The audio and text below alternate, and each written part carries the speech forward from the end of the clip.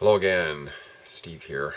Just to let you know, we had a coffee chat this evening on the topic being the Canadian election, and perhaps I misread this one a little bit, but we had the lowest showing of a coffee chat in years. I've been doing this for a total of 5 years now, and I can't even remember the last time we had that small of a showing. We had 7 people show up for this one, which was, well, much less than half of our average, which is usually high teens, early 20s, low 20s. But I thought it was a great chat in a lot of ways. I mean, we did actually get up to a total of 14 with a few stragglers that came in towards the end. We were 7 who showed up when we started the meeting. But with the candidates there were 3 candidates, political candidates who showed up, so that brought us up to 10. And there was a guy who looked like some sort of a political spy. It was some part of some sort of security detail who kind of sat in the back for a while.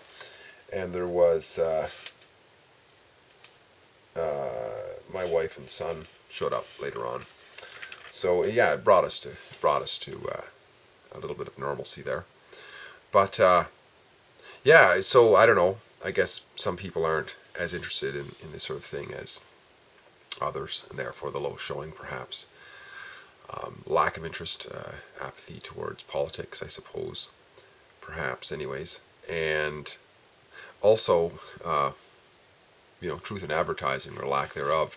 I had put out a couple notices on Kijiji that we were going to have Kevin Waugh, the conservative candidate, showing up. This is for Saskatoon-grasswood, southeastern part of Saskatoon. And because he was the guy we talked to initially, and that was the topic. But as it turns out, Stephen Harper came to town, and he chose Stephen Harper instead of us.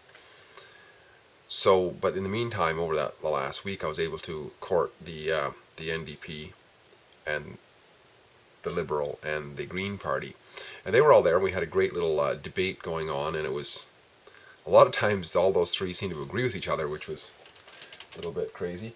But our first one to show up was Mark Bigland-Prichard. He showed up and gave us a bit of a rundown on their platform. And then next to show up was Tracy Mugley of the Liberals, of the same riding, and she gave us her rundown, and I had to ask at one point what was the actual difference between the Green and the Liberal, because they talk the same. They seem to be in a very much of an agreement. But I did get them going on a little bit of a debate because there were subtle differences. And then finally we had Scott Bell of the NDP show up, and about the time that Tracy was leaving. And likewise, the similarities between the Green and the NDP was very close. I would say universally,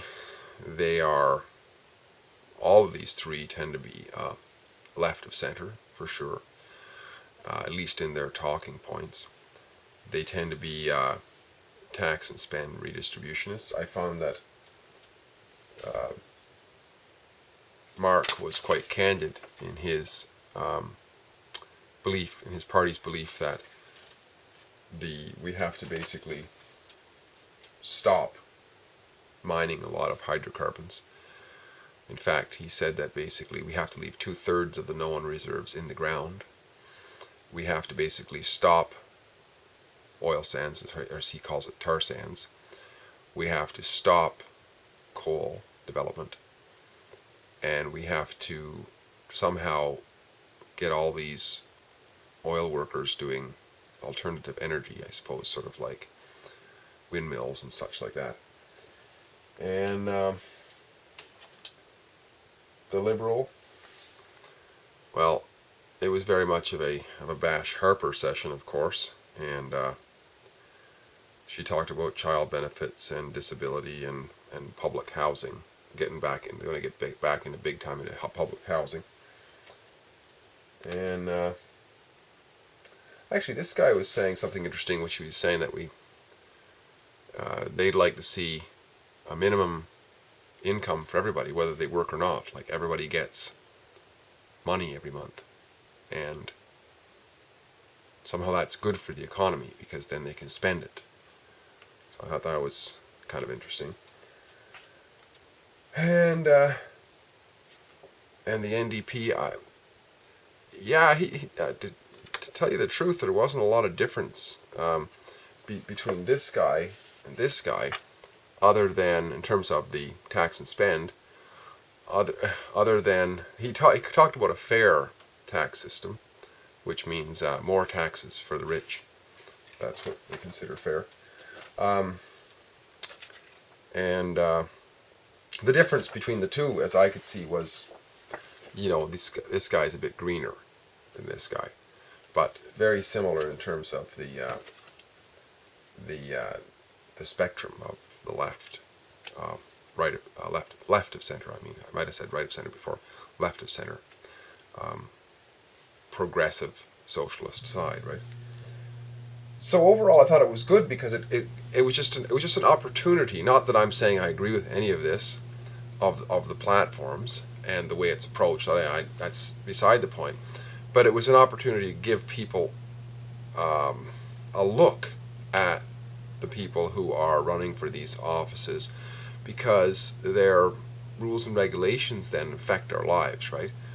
So it's a good idea to get up close and have a look and have a talk to those who are running, I think, whether or not one decides to vote. We didn't get much into the talk of whether to vote or not, because most of the time, most of the coffee chat was taken up by debate and discussion with these candidates. Like I say, very small turnout. It was a very different coffee chat. I found that it wasn't quite as upbeat. That was my sense, because politicians, I find in general, want to paint a picture of gloom, because after all, they want to sell you salvation in a way, right? But I thought it was great. I thought it was a good presentation. Because the numbers were smaller, we did come up $25 short on our now $100 minimum. So that'll have to get addressed too, because I had to go out of pocket for that. With bigger numbers, that's not an issue. But with the small numbers, that'll get addressed. If the numbers are small, we'll just have to find a different venue, that's all.